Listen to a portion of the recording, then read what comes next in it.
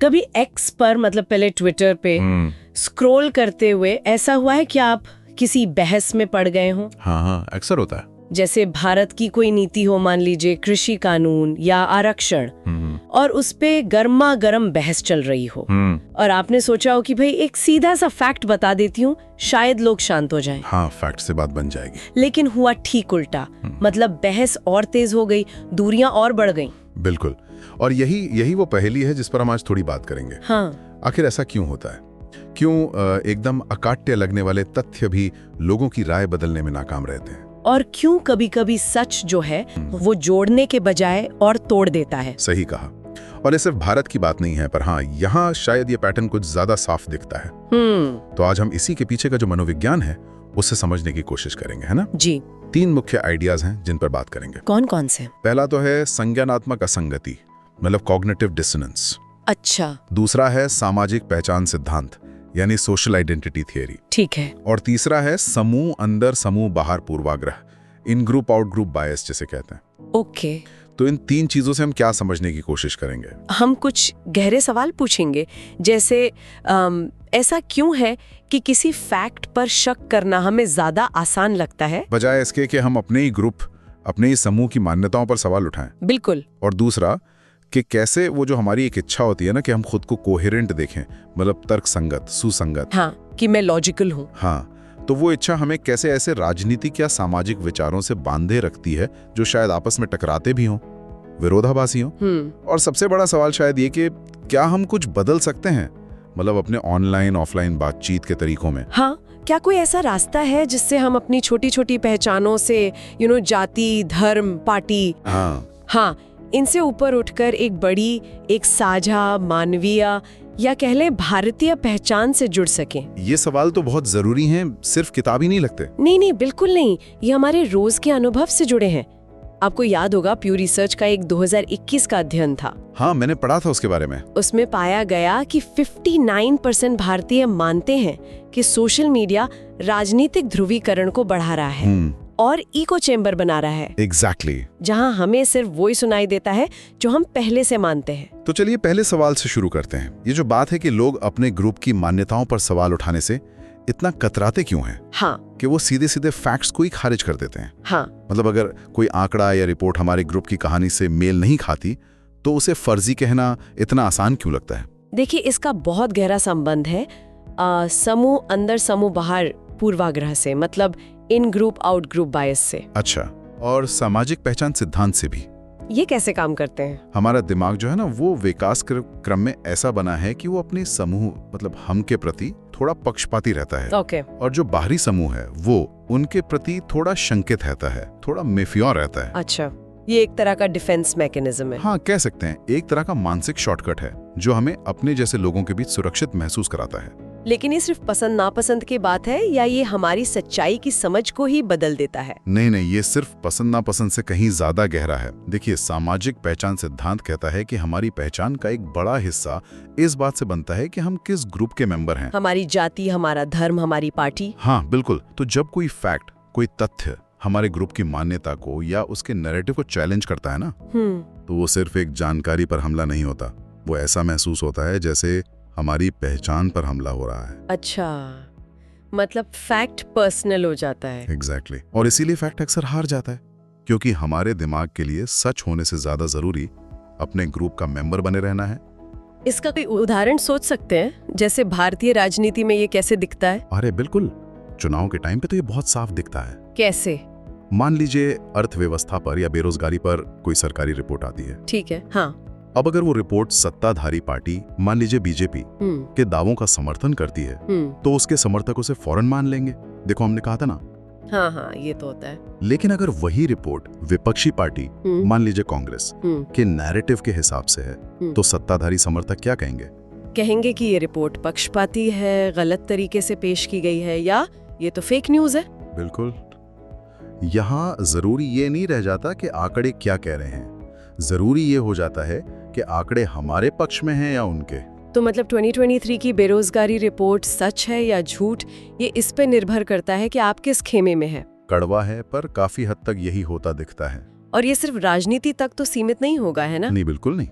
ये सामाजिक मुद्दों पर, धार्मिक मुद्दों पर हर जगह लागू होता है। और ये तो खतरनाक भी हो सकता है फिर। बहुत खतरनाक। एक स्टडी थी 2019 में, नेचर जर्नल में छपी थी। उसमें पाया गया कि लोग ऐसी गलत सूचना मतलब मिस इन्फॉर्मेशन को शेयर करने की 6 गुना ज्यादा संभावना रखते हैं अगर वो उनके अपने ग्रुप की मान्यताओं से मेल खाती हो। 6 गुना? बाप रे। हाँ। सोचिए इसका मतलब, हम सच जानने से ज्यादा शायद अपने ग्रुप के साथ खड़े दिखने को तरजीह दे रहे हैं। तो हमारी संस्कृति में जहाँ ग्रुप आइडेंटिटी मतलब परिवार, समुदाय, जाति, ये सब बहुत मजबूत है, वहाँ तो ये असर और भी गहरा होता होगा। निश्चित रूप से। देखिए, भारत जैसी जो सामूहिकतावादी संस्कृतियां हैं ना, हाँ। उनमें समूह के प्रति वफादारी, उसके नियमों का पालन करना, ये अक्सर व्यक्तिगत राय या ऑब्जेक्टिव सच्चाई से ज्यादा जरूरी माना जाता है। तो ग्रुप के मान्यताओं पर सवाल उठाना वो सिर्फ ये नहीं कि आप गलत हैं, बल्कि ऐसा लगता है जैसे आप गद्दार हैं या ग्रुप से अलग थलग पड़ जाएंगे। तो डर लगता है सवाल उठाने में। इसलिए तथ्यों पर शक करना ज्यादा सेफ लगता है, ज्यादा सुरक्षित रास्ता लगता है। ये तो वाकई सोचने वाली बात है कि हमारी वफादारी हमें सच से कितना दूर ले जा सकती है। अच्छा, अब दूसरे सवाल पर आते हैं जी। ये जो हमारी जरूरत है कि हम खुद को एक कोहेरेंट इंसान के रूप में देखें, मतलब सुसंगत, लॉजिकल। हाँ, कि मेरे विचार और काम में तालमेल है। हाँ, तो ये जरूरत हमें कैसे ऐसे विश्वासों में जकड़ लेती है जो शायद आपस में टकराते हों, मतलब विरोधाभासी हों। हाँ, यहाँ पर लियोन फिस्टिंगर का वो मशहूर सिद्धांत काम आता है, संज्ञानात्मक असंगति, कॉग्निटिव डिसोनेंस, 1957 का है ये। हाँ, सुना है इसके बारे में। ये क्या कहता है? ठीक। ये कहता है कि जब हमारे मन में 2 ऐसे विचार या विश्वास या व्यवहार होते हैं जो आपस में मेल नहीं खाते, टकराते हैं, तो हमें एक तरह की मानसिक बेचैनी होती है, एक तनाव, डिस्कम्फर्ट, और हमें ये बेचैनी पसंद नहीं। अच्छा, तो हम इस बेचैनी से बचने के लिए कुछ करते हैं? बिल्कुल, हम इस बेचैनी को कम करना चाहते हैं और इसके लिए हम कई तरकीबें अपनाते हैं, जाने अनजाने में। जैसे क्या करते हैं हम उन फैक्ट्स या जानकारी को नजरअंदाज कर सकते हैं जो हमारे विश्वासों को चुनौती दे रहे हैं। अच्छा, इग्नोर कर दो? हाँ, या हम उन फैक्ट्स का महत्व कम कर सकते हैं, कह सकते हैं अरे ये छोटी सी बात है।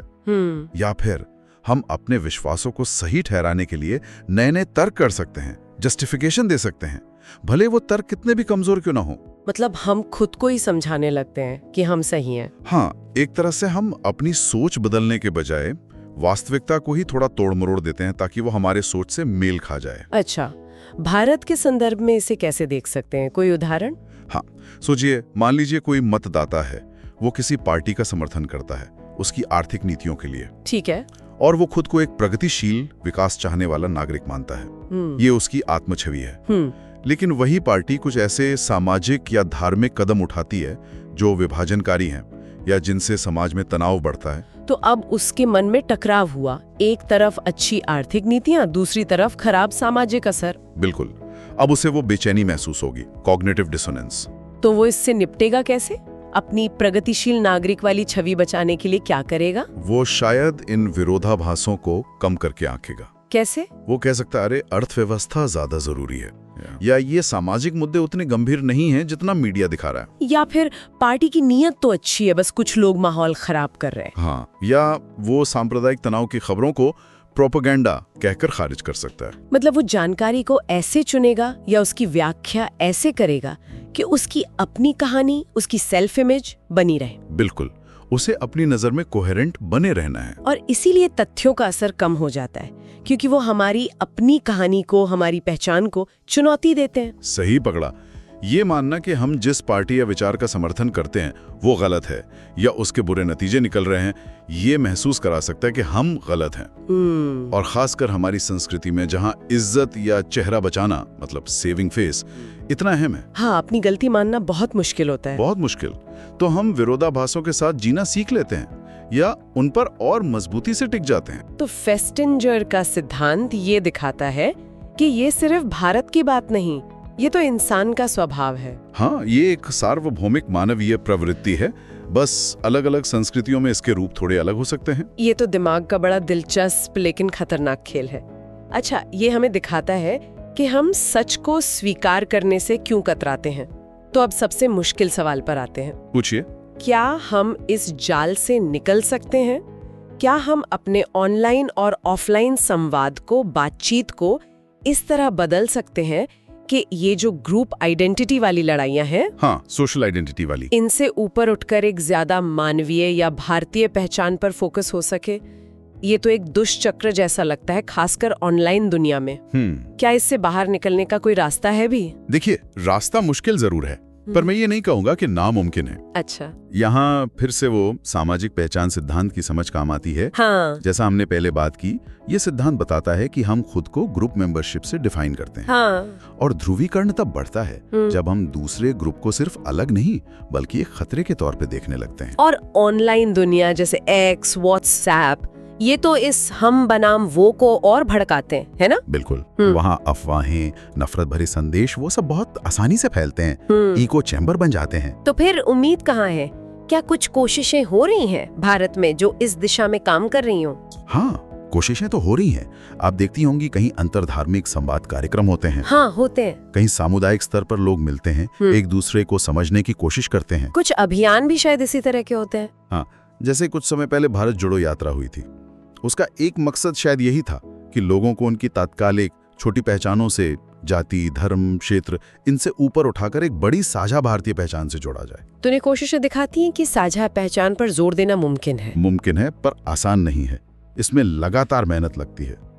लेकिन सिर्फ ये बड़ी कोशिशें काफी हैं या हम अपनी रोज की बातचीत में, खासकर ऑनलाइन, कुछ कर सकते हैं जहां बहस इतनी ज्यादा होती है? ऑनलाइन स्पेस में भी हम कुछ कर सकते हैं। जैसे एक्स पर हम जानबूझकर ऐसी चर्चाओं को बढ़ावा दे सकते हैं जो तात्कालिक राजनीतिक झगड़ों या धार्मिक पहचानों से हटकर हों। किस तरह की चर्चाएं? ऐसी चर्चाएं जो सार्वभौमिक मूल्यों पर बात करें। मिसाल के तौर पर यह पूछना कि वो कौन सी एक चीज है जो हम सभी भारतीयों को जोड़ती है, या एक बेहतर समाज बनाने के लिए हम सब मिलकर क्या कर सकते हैं। इस तरह के सवाल ना लोगों को उनकी साझा मानवता की याद दिला सकते हैं। और इससे वो जो इन ग्रुप वाला पूर्वाग्रह है वो थोड़ा कम हो सकता है। हाँ, कुछ हद तक ये फोकस शिफ्ट करने की कोशिश है। और ऑफलाइन दुनिया में, मतलब असल जिंदगी की बातचीत में? ऑफलाइन में तो और भी ज्यादा संभावना है। मिश्रित समूह संवाद, मतलब मिक्स्ड ग्रुप डायलॉग्स, ये बहुत असरदार हो सकते हैं। जैसे कॉलेजों में ऐसी बहसें हों जहां अलग अलग बैकग्राउंड के छात्र सिर्फ फैक्ट्स पर न लड़ें बल्कि अपने अनुभव शेयर करें। अच्छा, पर्सनल लेवल पर बात हो। हाँ, या सामुदायिक कार्यशालाएं हों जहां लोग अपनी कहानियां साझा करें। देखिए, जब हम किसी दूसरे ग्रुप के मेंबर की पर्सनल कहानी सुनते हैं, उसकी उम्मीदें, उसके डर जानते हैं ना, हाँ? तो वो दूसरा नहीं रहता, वो एक इंसान बन जाता है। तब सहानुभूति पैदा होती है और डर कम होता है। ये बात तो सही है, कहानी सुनने से नजरिया बदलता है। रिसर्च भी यही कहती है। जर्नल ऑफ सोशल साइकोलॉजी में 2020 की एक स्टडी थी। क्या कहती है वो? उसमें पाया गया कि जब अलग अलग ग्रुप्स के लोग मिलते हैं और बातचीत में साझा मानवता पर जोर दिया जाता है, तो बाहरी ग्रुप के प्रति जो नेगेटिविटी या दुश्मनी होती है वो कम होती है। मतलब बातचीत का तरीका बदलकर हम कुछ हद तक इन मनोवैज्ञानिक बाधाओं को पार कर सकते हैं। हाँ, सिर्फ फैक्ट्स की लड़ाई लड़ने के बजाय कहानियों और साझा मूल्यों पर ध्यान केंद्रित करके। ये वाकई एक उम्मीद जगाता है। हाँ, ये जागरूकता कि ये पूर्वाग्रह कैसे काम करते हैं, ये अपने आप में पहला कदम है। बिल्कुल। अब शायद श्रोताओं के लिए कुछ प्रैक्टिकल कदम साझा करने का समय है जिन्हें वो अपनी रोजमर्रा की जिंदगी में आजमा सकें। हाँ, बिल्कुल। कुछ इसे घर पर आजमाएं जैसे टिप्स। ठीक है, तो पहला सुझाव है प्रतिक्रिया देने से पहले रुकें, पॉज लें। मतलब जब आप एक्स पर या फेसबुक पर कोई ऐसी पोस्ट देखें जो आपको एकदम गुस्सा दिला दे या जो बहुत ध्रुवीकरण करने वाली लगे, जैसे किसी नेता का भड़काऊ बयान या किसी घटना की एक तरफा रिपोर्टिंग, हाँ, तो तुरंत लाइक, शेयर या कमेंट करने से पहले बस एक पल रुकें, 5 गहरी सांसें लें। सिर्फ 5 सांसें? इससे क्या होगा? मन तो करता है फौरन जवाब देने का। यही तो बात है। वो जो फौरन जवाब देने की चाहत होती है ना, वो अक्सर हमारे गुस्से या हमारे इन ग्रुप बायस से आती है। अच्छा। ये छोटा सा पॉज, ये 5 सांसें दिमाग के उस हिस्से को थोड़ा शांत करती हैं जो तुरंत रिएक्ट करता है, और सोचने वाले हिस्से को थोड़ा मौका देती हैं।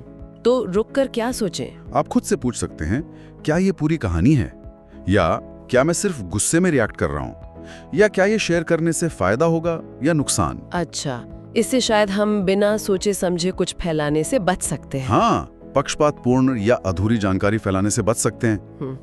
ये सुनने में आसान है पर करने में शायद मुश्किल हो। खैर, दूसरा सुझाव है बातचीत में साझा आधार खोजें, कॉमन ग्राउंड। ये कैसे करें? खासकर जब किसी से बिल्कुल अलग राय हो। जब आप किसी ऐसे व्यक्ति से बात कर रहे हो जिसके विचार आपसे बिल्कुल अलग हैं, खासकर किसी संवेदनशील मुद्दे पर, तो बहस की शुरुआत मतभेदों से मत कीजिए। तो कहाँ से करें? वहां से करें जहां आप सहमत हो सकते हैं। कोई साझा मूल्य, कोई कॉमन गोल। जैसे अगर हम किसी सरकारी नीति पर असहमत हैं तो आप कह सकते हैं, देखिए मुझे लगता है हम दोनों ये चाहते हैं कि हमारा देश आगे बढ़े और यहाँ के लोग खुशहाल हों, है ना? हाँ, ये तो शायद सब चाहेंगे। इस लक्ष्य पर तो हम सहमत हैं। अब बात करते हैं कि इस लक्ष्य तक पहुँचने के सबसे अच्छे तरीके क्या हैं। इस पर हमारे विचार अलग हो सकते हैं। अच्छा, तो पहले सहमति फिर असहमति पर बात। हाँ, इस तरह शुरुआत करने से माहौल थोड़ा नरम होता है।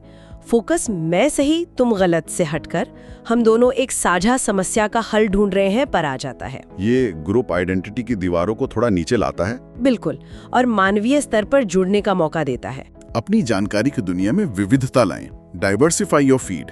इसका क्या मतलब है? जानबूझकर अपने सोशल मीडिया फीड में या न्यूज़ ऐप पर ऐसे स्रोतों या लोगों को फॉलो करें जो आपसे अलग राय रखते हैं। ओह, मतलब अगर मैं शहरी मध्य वर्ग से हूँ तो ग्रामीण भारत की आवाजें सुनूं। हाँ, अगर मैं एक राजनीतिक दल का समर्थक हूँ तो विरोधी दल के समर्थकों के तर्क भी पढूं। ये तो बड़ा अनकंफर्टेबल हो सकता है। हाँ, शुरू में असहज लग सकता है। हमें अपनी मान्यताओं को चुनौती देने वाली बातें सुनना पसंद नहीं होता। वो कॉग्निटिव डिसोनेंस याद है ना? हाँ हाँ।